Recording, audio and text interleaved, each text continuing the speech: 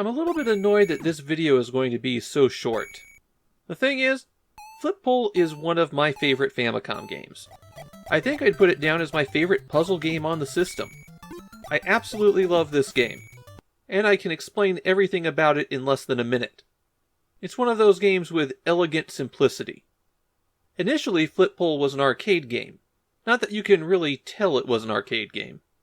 The Famicom port of Flipull is special. It's the first game since Quest of Kai back in the middle of 1988 to be priced at 3,900 yen. The average price for a new Famicom game at this point is around 6,000 yen. So this was quite a bargain. And it seems like it was a big hit for Taito too. Here's how the game works. You're controlling the little creature on the ladder on the far right, and you can go up and down that ladder as you like. There's a big stack of blocks that you have to get rid of. Your goal in every stage is to get the stack down to a number that's equal to or below the clear limit. You have a cube.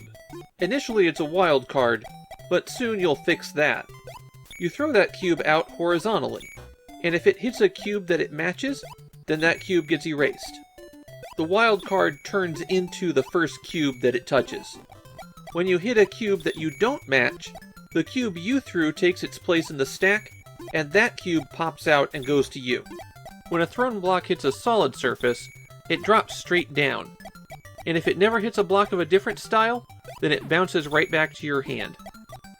You have to clear at least one cube with each throw, and if there are no cubes that you can erase, then you have to pull from one of your stock of wild cards. Later stages increase the geometry difficulty, creating dead zones where you can't hit the stack, or adding pipes that allow a block to move through one way but not the other. If there's a wild card in the stack, when you hit it, it gets added to your supply. Run out of wild cards and don't have any moves left, and it's a game over. You have 3 credits to continue with, and there are 50 boards to clear. Plus the game loops 5 times after that with even more difficult content.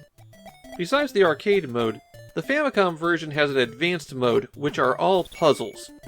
There's 50 of these stages where you have one chance to try to figure out how to clear the stack. At least they give you infinite continues for this mode.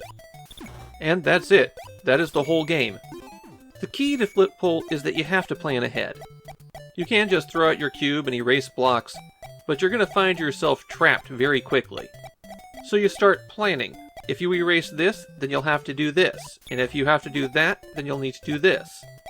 And once you learn how to stay alive, then you start figuring out how to set up big scoring lines. Knock the bricks just right so that they line up, and you can wipe out a whole set at once.